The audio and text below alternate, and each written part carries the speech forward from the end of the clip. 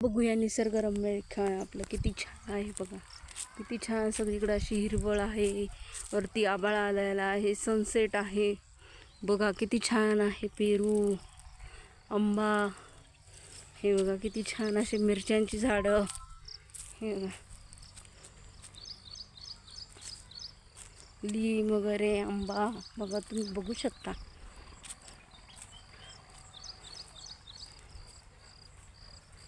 हे किती छान सनसेट बघा किती छान आहे. बघितलं तुम्ही.